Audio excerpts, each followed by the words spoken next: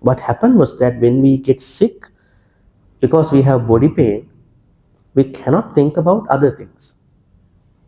When you have a cough, when you have a cancer, what is happening, what is always coming to your mind is thoughts about why you got sick. Why others not? Why only me? Why me? Why not others? And we are asking to think about why not me?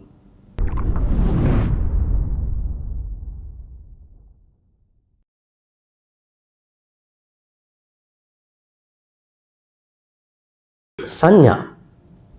Saññā, the Pali word that we are going to discuss. Saññā means perception, that's what you know. But can you tell me a very layman translation of Saññā? A little bit difficult to understand. Perception. Huh? Memory is a very simple translation. Saññā is a memory. That means our past memories, our present memories. And then we are also creating memories for the future. It's like a carpenter. The Buddha says in his suttas, the Buddha says a carpenter marks a certain place to cut. And he's marking a certain place here on the wood, and then he's marking somewhere else. I'm going to cut it, circle around for the future. In the same way, we are making notes from the past, for the moment, for the future. And the sad part is that we have been struggling with these memories all the time. That is the saddest part. That's why we have mostly left with a lot of what if, should haves and could haves. This is what is going in our mindset. So Saññā in that context means memory. And then Sankhara. Sankhara is the fourth aggregate. What does Sankhara mean? Sankhara? Volition. Formation. Thoughts. Constructions. Create stories. Others? Sankhara. Give me a very simple translation. Karma. Karma. Volition, construction. Now this is the issue with the translation. Formation, fabrication. If you look at these suttas, how many people translated in their own ways? Sankhara means creating karmas. In order for you to create a karma, you need volition, chetana. But the idea is karma.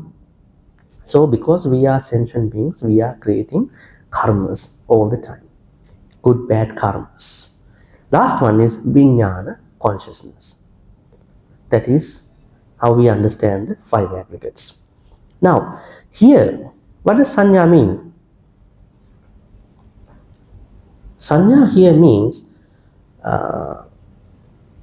perceptions in this context, because we need to perceive these perceptions time to time in our life.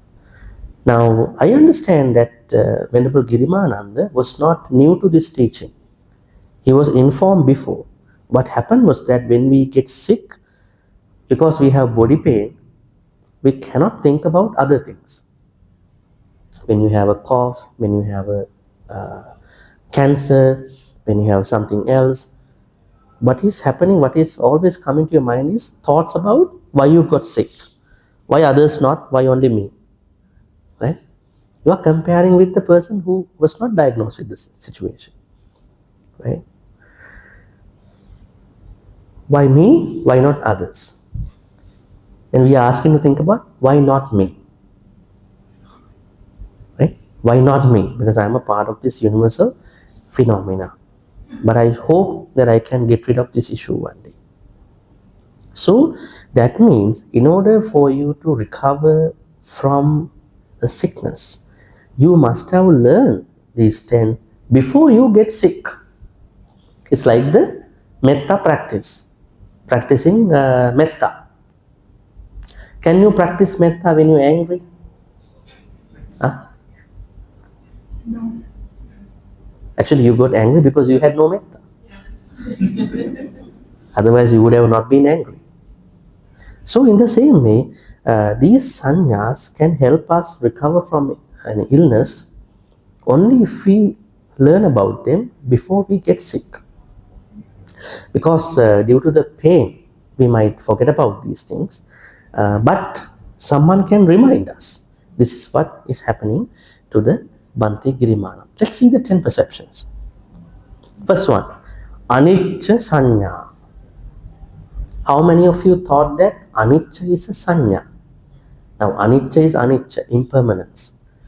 But a better translation for anicca could be change. Right? Now, when you say life is transient, impermanent, because of the nature of the translation, that can create certain pessimistic thoughts. But if you take an English word like change, because anicca in the traditional Buddhist traditions has been taken as only the negative changes. Someone is passing away, someone gets sick, then things are changing in the wrong way, bad way. So mostly in our traditional understanding, those people take anicca from a very pessimistic background. They don't take the optimistic changes. What if that you get promoted in your work? Have you ever thought that this is anicca?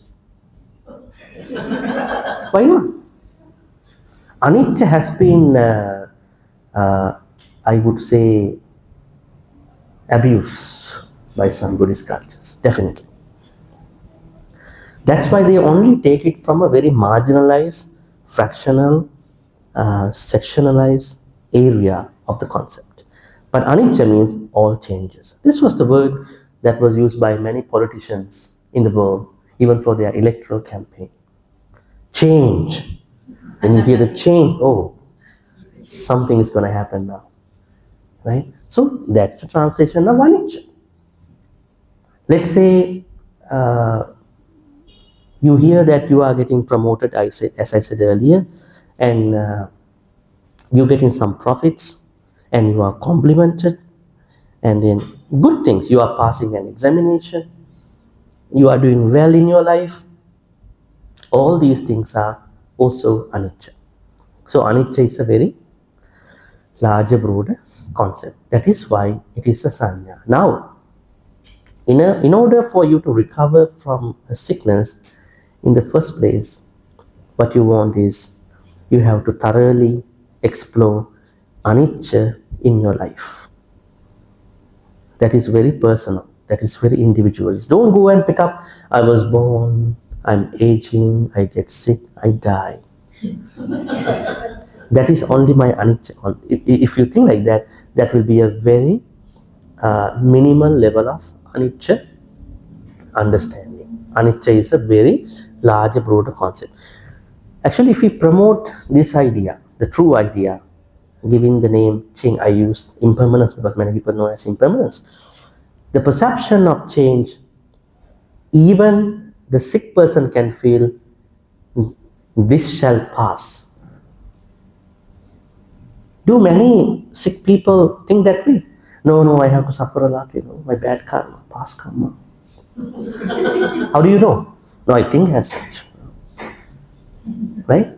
So if they take the English word change, then they can think the other side too. I can recover soon. Positive ideas will come into effect. That's why the first perception, in order for us to fully recover, is to believe in the change. But that change has been given in the Dhamma understanding. Let's see. Reflect on how the 5 aggregates, Rupa, Vedana, Saññā, Sankhara, Viññāna, are inherently transient and impermanent, and how clinging to these fleeting aspects of experience leads to suffering.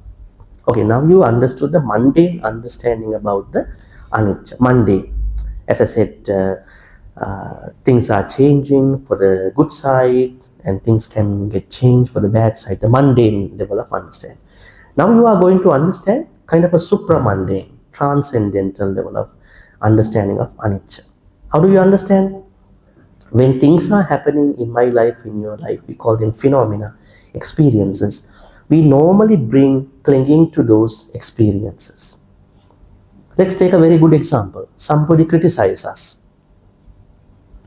The person who was complimenting us all the way, all of a sudden going to criticize us. Maybe your boss, big boss, suddenly criticize you. You never expected.